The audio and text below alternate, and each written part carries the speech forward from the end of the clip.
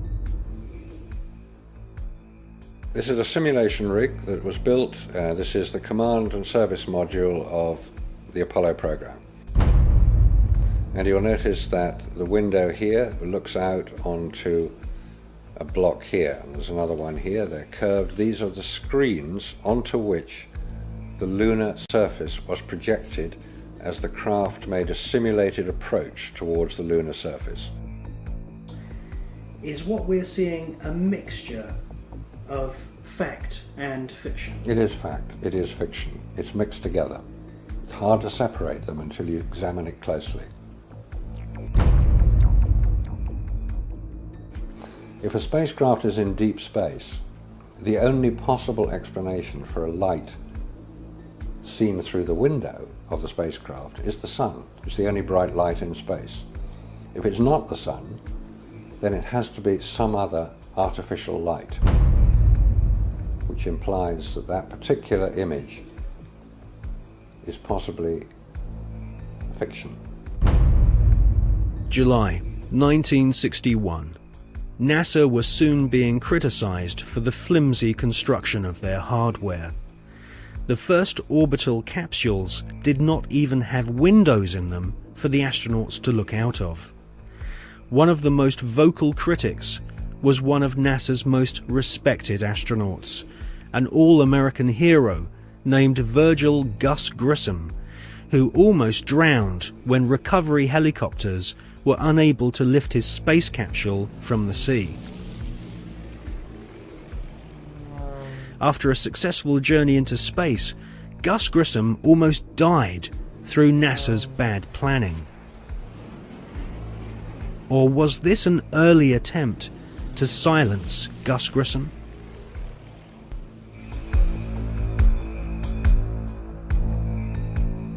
May 1963. Astronaut Gordon Cooper experiences re-entry problems in his Faith 7 rocket ship. 7, 6, 5, 4, 3, 2, 1. Roger, have a liftoff and the clock is operating. Roger clock. Take my 7, base 7 on the way.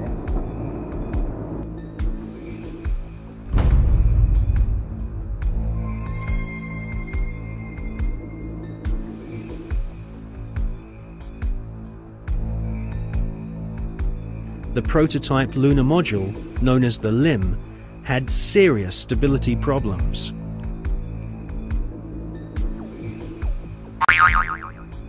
At this stage, there was no guarantee that even if NASA managed to get a spaceship orbiting the moon, they could land safely without killing the crew.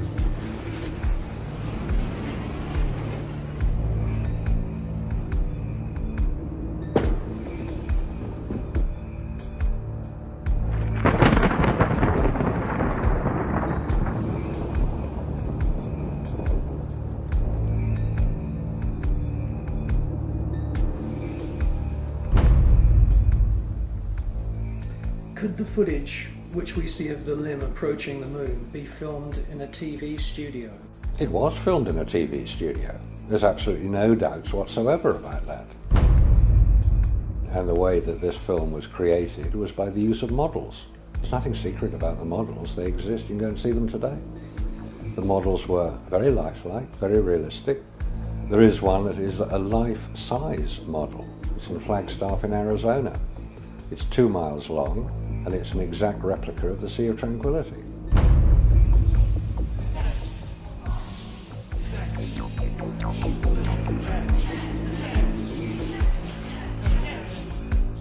The photographs were used to create from those images the replica of the Sea of Tranquility, so that if it was flown over in a helicopter, it would appear as if it was a spacecraft approaching a similar area to land. So yes, all the scenes of the lunar surface were filmed on Earth.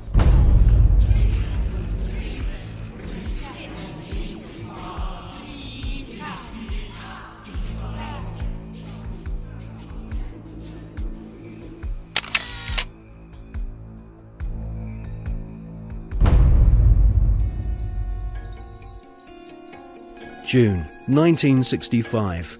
Gemini 4 is launched and the first man walks in space. I'm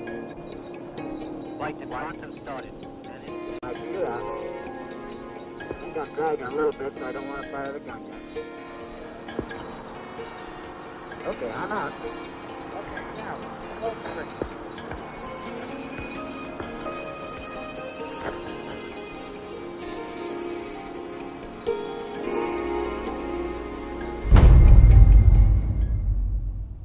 Extensive rehearsals at docking spacecraft were performed in low Earth orbit. Everything was recorded on film. This footage would later become invaluable as NASA sought to fake the success of the Apollo missions. Meanwhile, more problems occurred. On Gemini 9, the second spacewalk had to be cut short due to problems with the astronauts' oxygen supply. On Gemini 11, another attempt to walk in space was curtailed due to fatigue. Was this a sign that cosmic radiation caused nausea and fatigue?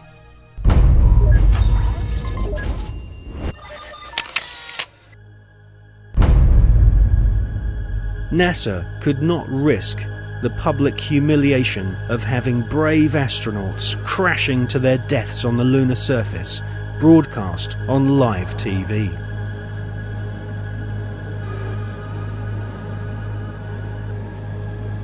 NASA's Nazis knew that a major catastrophic failure on the moon would cause the billions of dollars of funding to be immediately cut. Anyone with the most elementary grasp of science could tell that the Saturn V rockets were merely big versions of the Nazis' V-2 killing machines.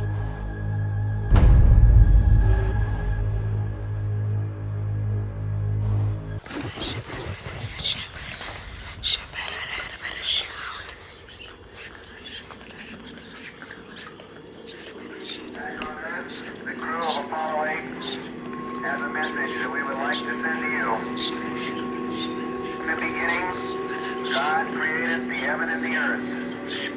And the earth was without form and void, and darkness was upon the face of the deep. And the Spirit of God moved upon the face of the waters. And God said, "Let there be light." And there was light. And God saw the light, that it was good. And God divided the light from the darkness. And God called the light day. And the darkness he called night, and the evening and the morning were the first day. And God said, "Let there be a firmament in the midst of the waters. Let it divide the waters from the waters." And God made the firmament, and divided the waters which were under the firmament, from the waters which were above the firmament.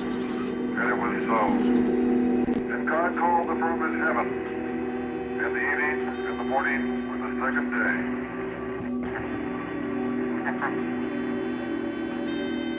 God said, "Let the waters under the heaven be gathered together into one place, and let the dry land appear." And it was so. And God called the dry land earth, and the gathering together of the waters called he sea. And God saw that it was good.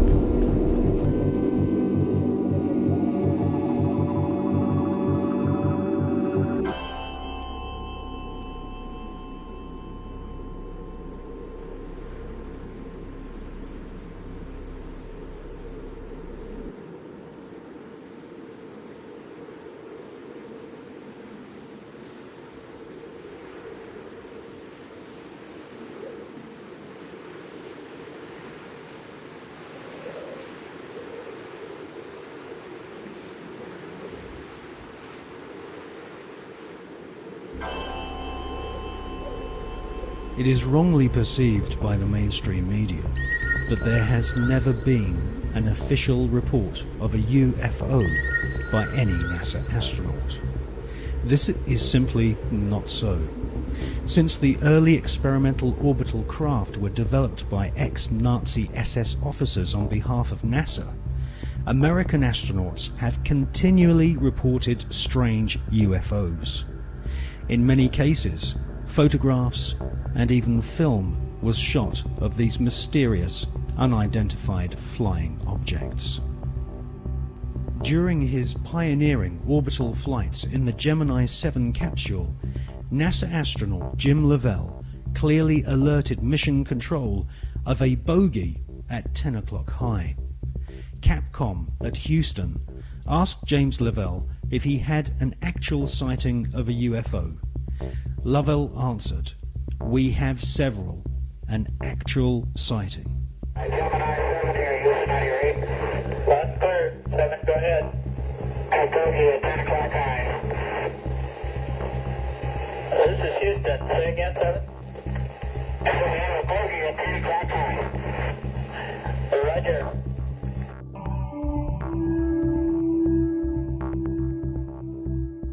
On the 4th of June 1965, astronaut James McDivitt reported seeing a cylindrical-shaped craft. Could this be one of the cigar-shaped motherships which have been filmed from the ground on many occasions, most notably in Russia and California during the 1970s?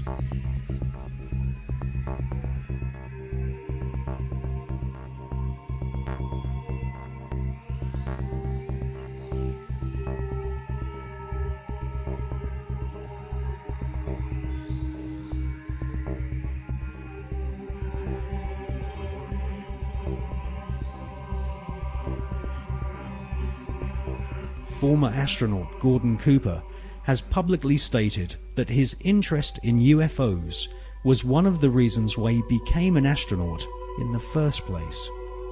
In 1978, Gordon Cooper attended a meeting of the Special Political Committee at the United Nations General Assembly in order to discuss the UFO phenomenon.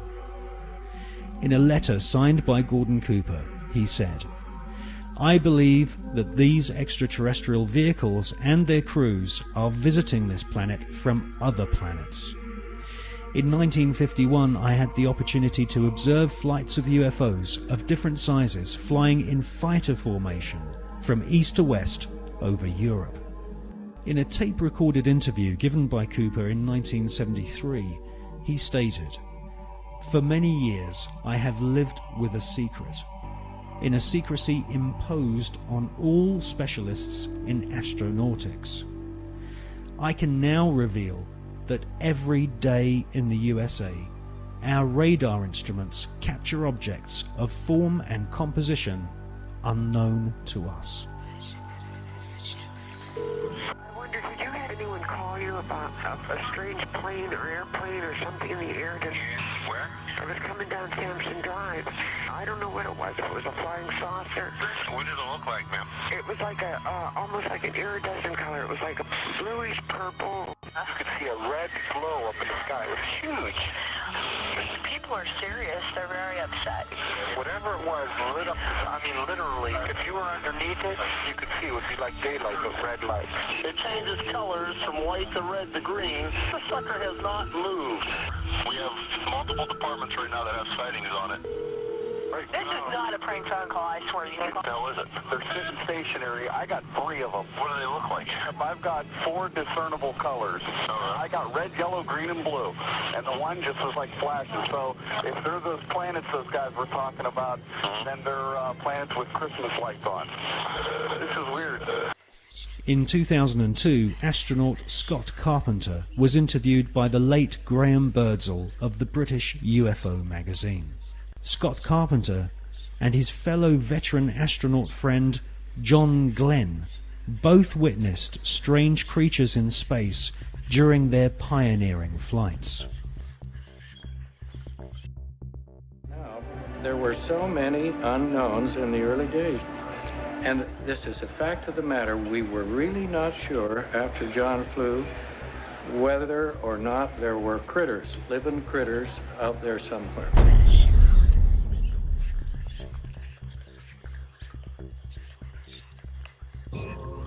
После этого, значит, вот у нас сотовые закрутится, мы все введем, потом начинается проверка.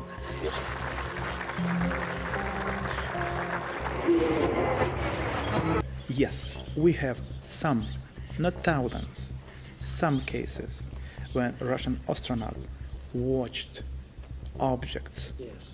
Very, maybe few, not so far from the space station. Mostly over the Earth, very close to Earth, but it doesn't matter. From outer space, you can see it as if it's very, very close to you.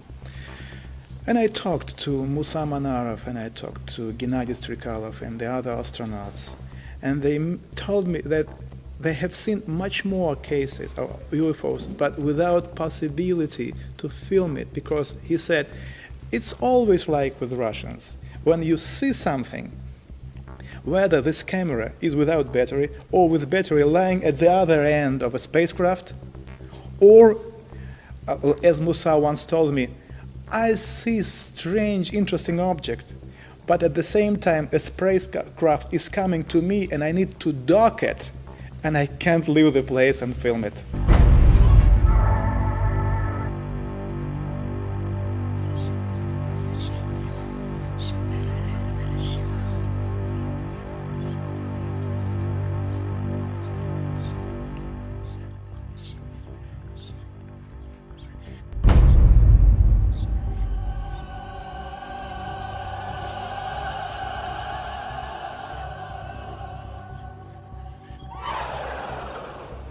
You know, we have been investigating this particular question, and we came to very interesting conclusions.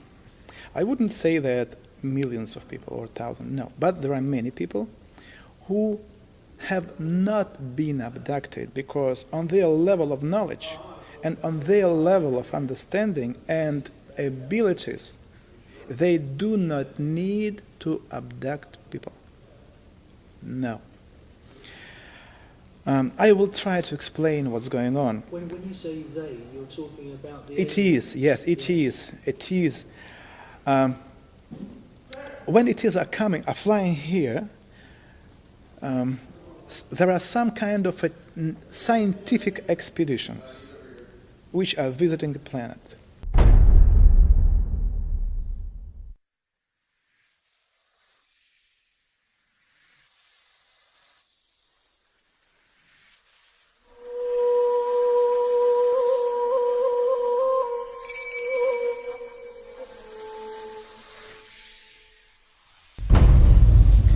For us, it was very unusual to find out that the deepest and the most important interest for them is the God. Who is He? They are looking and searching for God, yes, and His creation, ways, understand everything. And they can learn it only in one way, if they learn and check how big human groups are behaving, kind of an invisible influence, and how people are reacting. At the same time, there is another very interesting technology. When they meet a person, they take from a person kind of a informational hologram. This hologram, which any human being have, contain in itself information about previous lives, about present life, and something about possible future. They take this hologram, informational hologram, and then to be able to read it, to decode information, they need to have a special key. This special key is the sample of your way of thinking. For this reason, to have this key, they somehow transmit into your brains a hard idea, like, just an example, you are living wrong. You broke our laws on this planet. This is the reason why very soon, when the sky became dark, thousands and thousands of people will die, and only few of them will stay alive.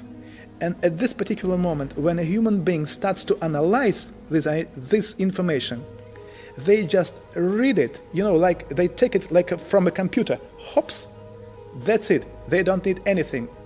They take this hologram, they take this key, and then keeping this hologram anywhere there, they can have any information about a human being and what's going on with him and his surroundings.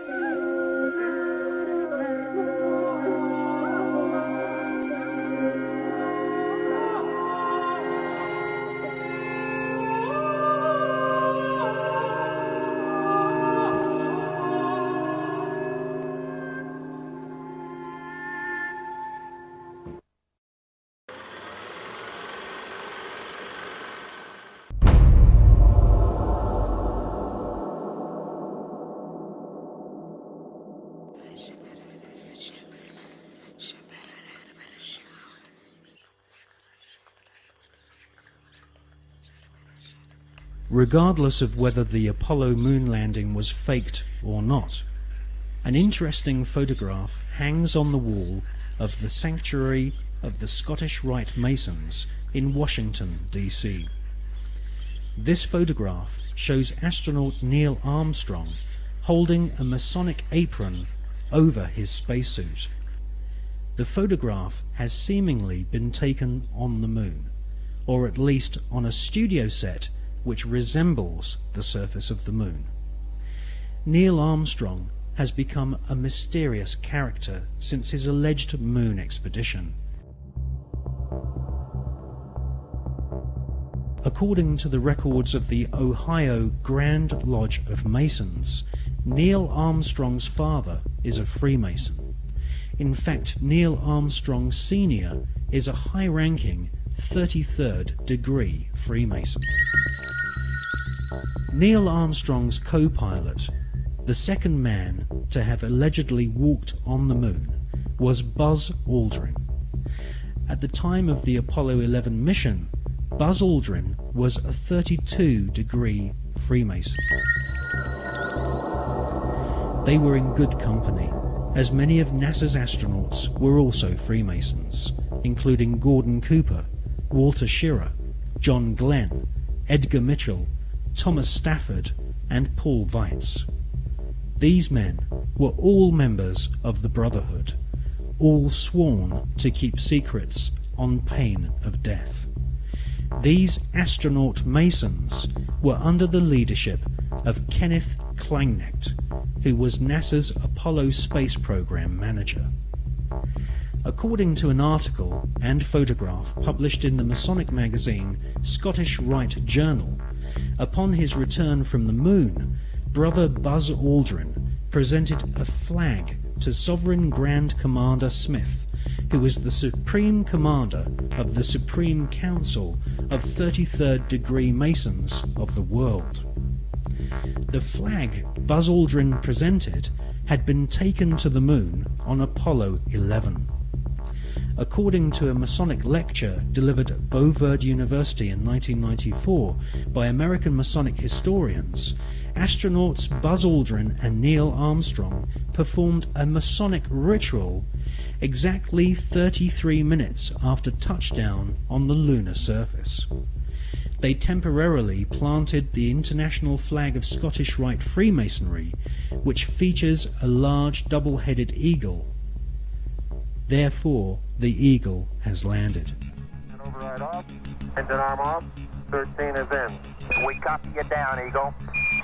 Houston, Tranquility Base here. The Eagle has landed. Roger, Tranquility. We copy you on the ground. You got a bunch of guys about to turn blue. We're breathing again. Thanks a lot. And we're getting a picture on the TV.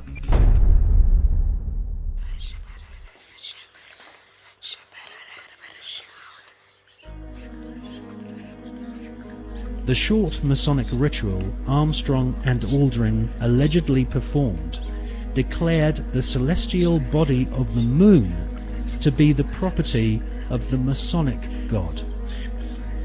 who is the Masonic God?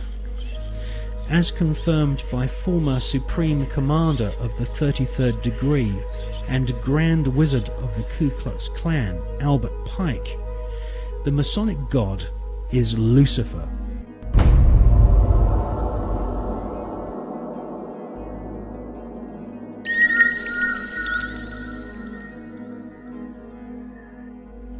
The name of NASA's space program, Apollo, according to the Holy Bible, is actually an alternative word for the devil.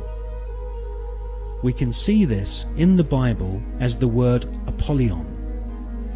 Apollyon appears as the name of Satan in the original texts of the New Testament Gospels.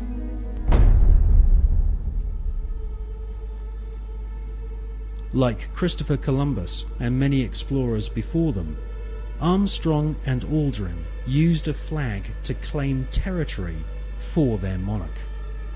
Upon their return, NASA Space Program Manager Kenneth Kleinecht invited the Apollo crew to a secret Masonic ceremony, which saw Kleinecht's brother be appointed to the Sovereign Grand Commander and titular head of all Scottish Rite Masons throughout the world.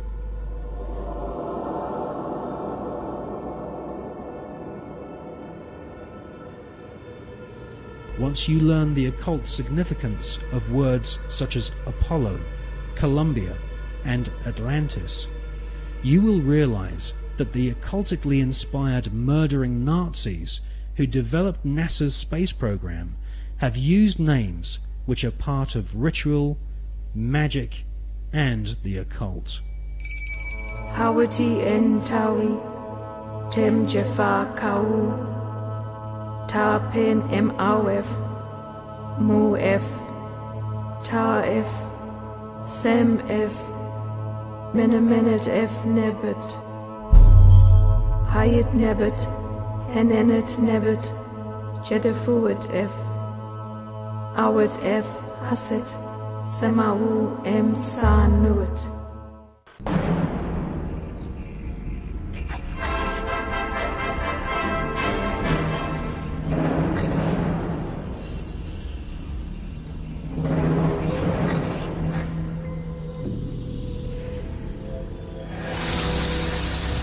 Mike, what I keep imagining is if I'm some lonely traveler from another planet, what do I think about the Earth from this altitude? Whether I think it'd be inhabited or not. You don't see anybody waving, is that what you're saying? Well, I'm just kind of curious whether I would land on the blue or the brown part of the Earth. On the dark side of the moon, the secret face of our satellite planet, which only a few men in living history have ever seen, there lies a star-shaped crater called Parsons Crater, named after the rocket scientist John Parsons. John Parsons is known by several names. He was born under the name Marvel Whiteside Parsons and soon became involved in the occult. Charles Taze Russell, who invented the Jehovah's Witness movement in America, predicted that the beginning of the end of the world would commence on October 2nd, 1914. On this very day, rocket scientist John Parsons, better known in occult circles as Jack Parsons, was born. A brilliant rocket engineer, Parsons soon entered into correspondence with SS Nazi officer Werner von Braun, and by the age of 13 had begun summoning evil spirits and demons using magical rituals which Parsons had learnt from British occultist Aleister Crowley. Aleister Crowley styled himself as the Beast, and Jack Parsons referred to Aleister Crowley as his father.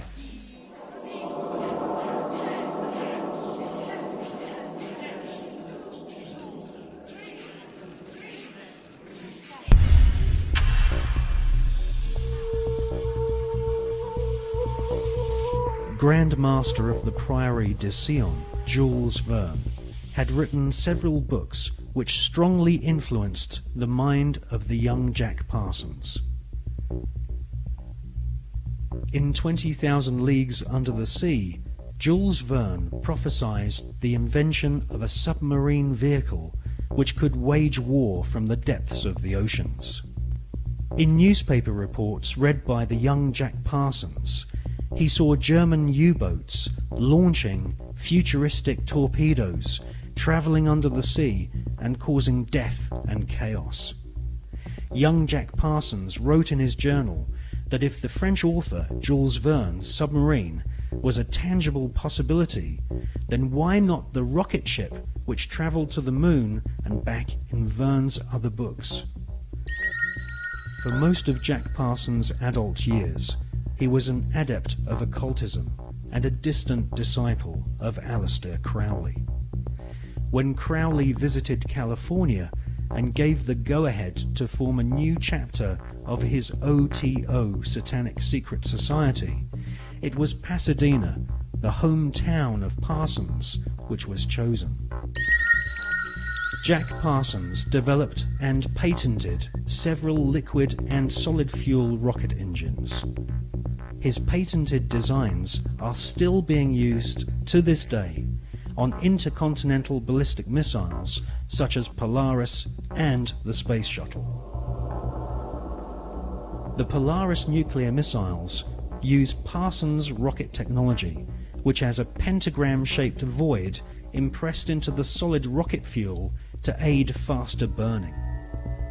Parsons also patented an acid aniline mix, which was used on the first generation of Titan nuclear missiles, used to deliver deadly warheads and also used for high-level atmospheric tests.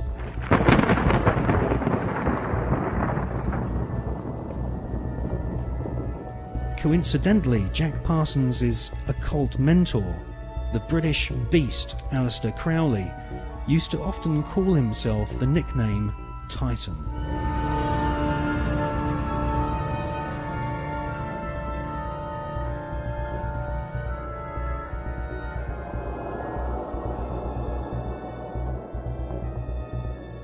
On April the 15th, 1942, Parsons demonstrated a plane powered by 2 liquid fuel rocket boosters at Edwards Air Force Base. The test was witnessed by Alfred Ledding, who fronted the US military's Project Sign, which investigated UFOs and helped cover up the phenomenon for decades.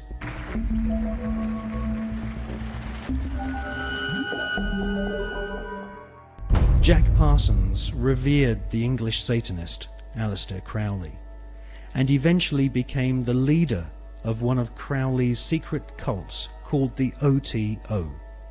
The OTO, or Ordo Templi Orientalis, claims descent from the Bavarian Illuminati, which had been revived by Adam Spartacus Weishaupt on May 1st, 1776, and had approximately 2,000 members in Masonic lodges in London, Paris, Copenhagen, Amsterdam, Munich and Ingolstadt.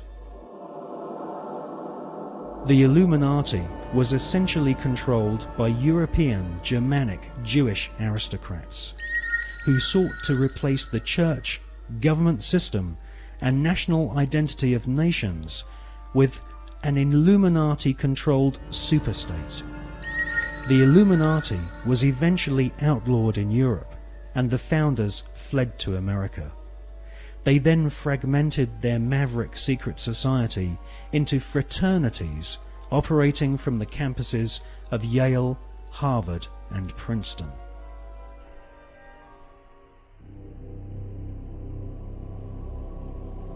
From his pulpit in Brooklyn, New York, charlatan priest Charles Taze Russell prophesied that from October the 2nd, 1914, the beginning of the end of humanity would commence, with the emergence of the Antichrist and Babylon the Great, as foretold in the Bible's book of Revelation. Jack Parsons, born on that prophetic day, would later attempt to invoke the incarnation of Babylon and also sign an oath stating that he was indeed the Antichrist.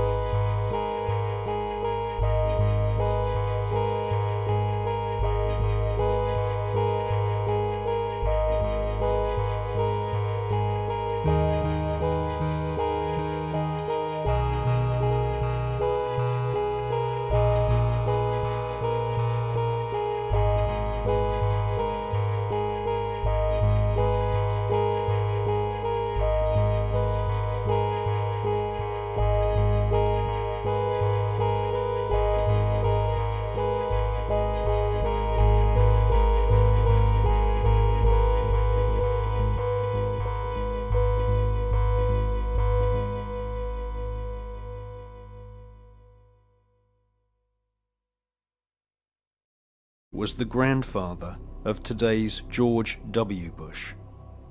Whilst working with the Bank of America and the Jewish Warburg brothers in Wall Street, Prescott Bush helped arrange vast loans to the Third Reich. The Third Reich's space scientists used Jewish prisoners as slaves to build gigantic underground bases and manufacture the V-2 rocket, which would terrorize Europe during 1944 and 1945. At Nordhausen and other sites in Germany and Austria, Werner von Braun and his team of Nazi SS engineers built vast laboratories and rocket factories. The interior of an entire mountain was excavated to accommodate a secret space facility which was no less than 1 million square feet. It was here, at Nordhausen, in top-secret underground bases, that a huge number of experimental rocket ships and circular flying discs were developed.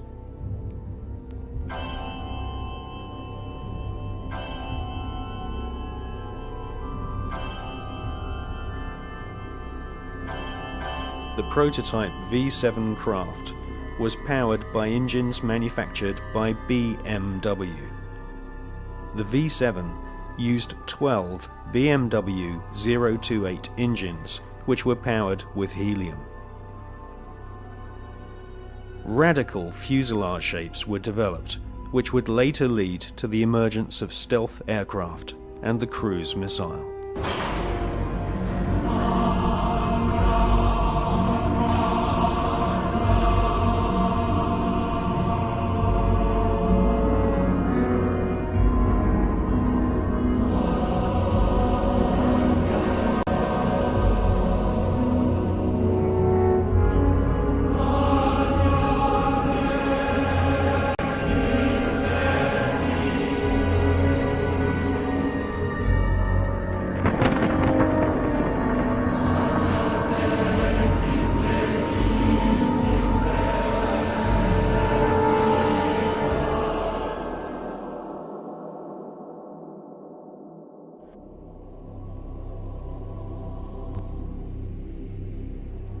Werner von Braun and his team closely studied photographs of UFOs which had been photographed in Germany, Austria, Switzerland, and Russia.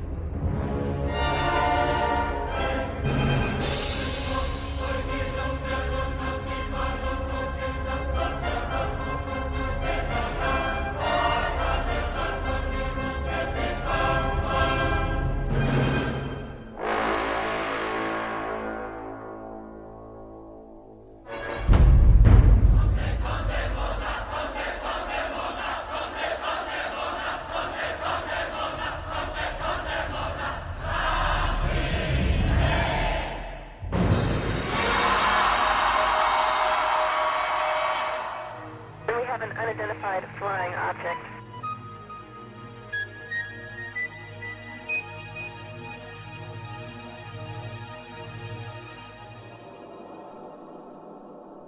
Did it really happen? Did man really walk on the moon, just as Kennedy had challenged NASA to do?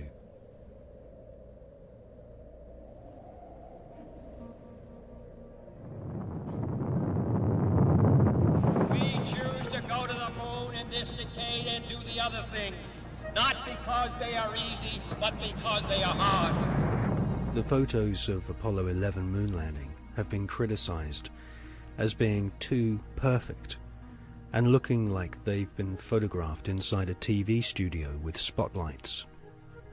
Bill Casing is an ex-Rocketdyne engineer who points out that there should be a blast crater underneath the lunar module, but there isn't.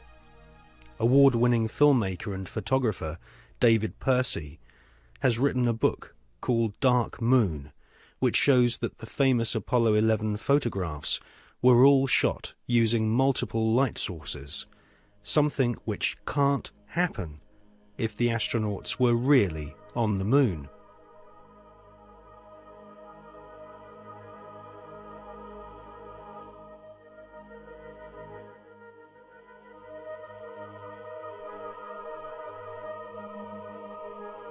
Jim Collier, an American investigator, has pointed out that the lunar module was far too small for 2 astronauts in full spacesuits to maneuver around inside.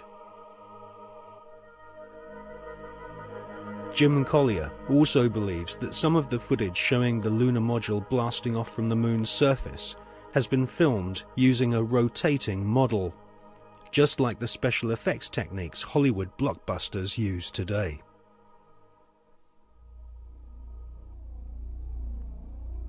Now, for the first time on film, we present new evidence which proves that at least some of the official NASA photographs taken on the lunar surface are definitely faked, or at the very least, heavily manipulated. Join us now on a quest for the truth to the moon.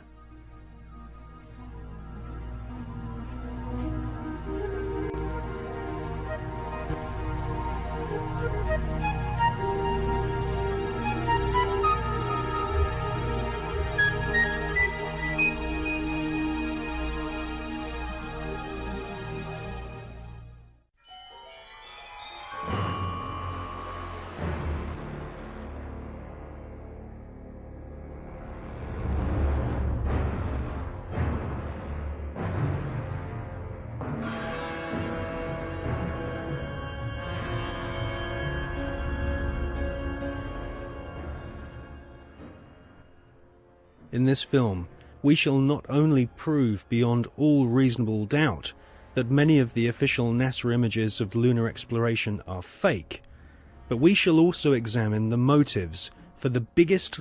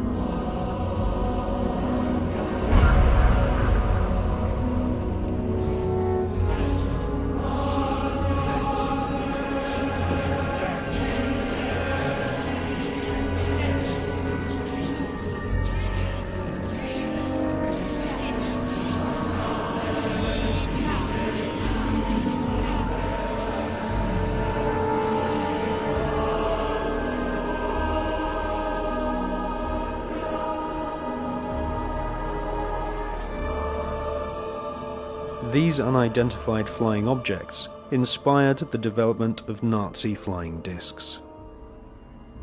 After World War II, the underground base at Nordhausen was rebuilt in the Mojave Desert, a place we now know as Area 51.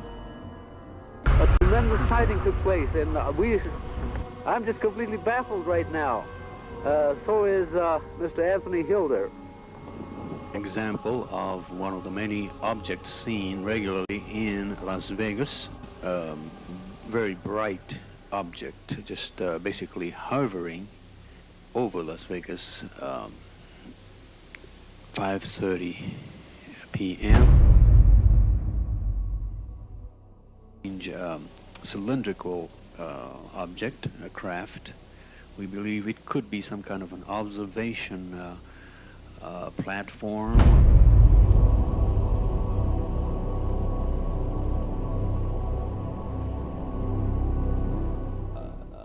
The volume of evidence is that the space program that appears on the television news and has done these last few decades is actually only there as a movie to hide the real program, which is actually exploring things that these guys already know are there. Is this secret agenda in which advanced knowledge that people in general never hear is passed on to the chosen ones that are chosen to have this information and to move it through the generations. The agenda for centralized control and all that stuff. And then there's the movie, which is there to hide all that. And the movie is the official version of events that pours out of the television. they're being sold a cover story to hide what's really going on, not just in terms of the space program, but in every area of our lives. I mean, what is the more classic and obvious cover story than weapons of mass destruction, we've got to go and get them? And clearly, you know, we see it was a cover story now. If you had a brain, you could see it was before. I've said in my latest book, Tales from the Time Loop, that we're looking at the Fourth Reich. And then I put under that brackets, or a continuation of the Third, which never ended. People have no idea, the general population, because no one tells them, of the fundamental connections between the Nazis. The people now think, oh yeah, the Nazis have gone, and the American administration. First of all, the Nazis were funded out of Britain and America. Why is it that they were taking their wages home in wheelbarrows? Lie put before the world. Why did NASA repeatedly fake lunar images and photographs? Why did NASA stage lunar expeditions which did not happen? The answer will surprise you. It can be summarized in just 2 words: money and UFOs.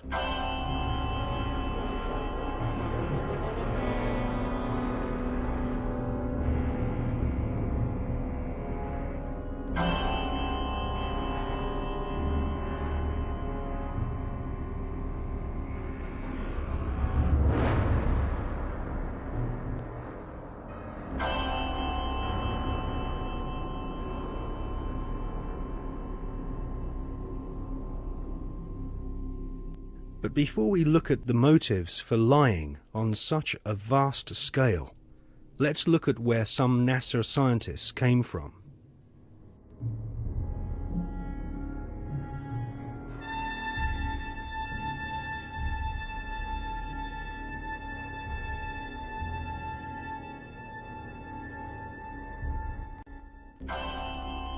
Peenemünde, Nazi Germany. For centuries, warmongering nations had been using primitive rockets as a weapon of war. China, Britain, and of course Hitler's Third Reich all used rockets to terrorize their enemies. Werner von Braun was an SS officer and rocket scientist. His team at Peenemünde designed the first cruise missile, the V-1 Doodlebug.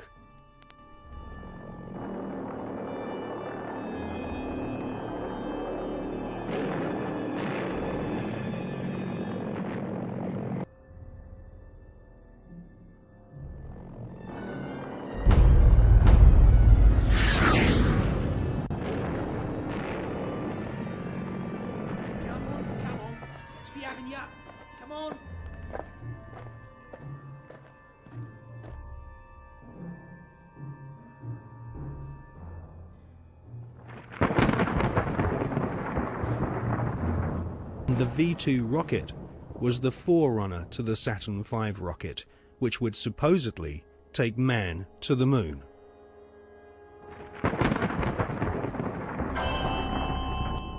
At the end of World War II, the American government were desperate to get hold of the Nazi rocket weapons, which had wrought havoc on the innocent people of Britain. The American government launched Project Paperclip, which secretly changed the war criminal files on Werner von Braun and his colleagues. Files which described these SS officers as an ardent Nazi were changed to read not an ardent Nazi. Werner von Braun, his team, and the rocket factory at Peenemünde, which had terrorized Western Europe, was transported to the USA, lock, stock, and barrel.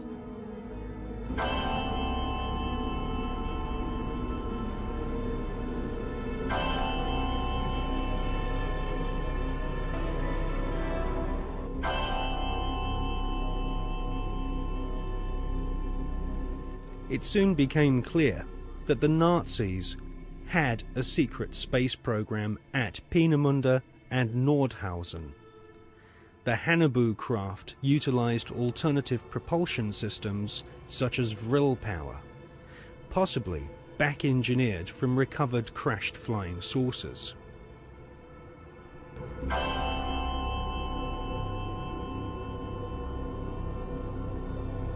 Prescott Bush.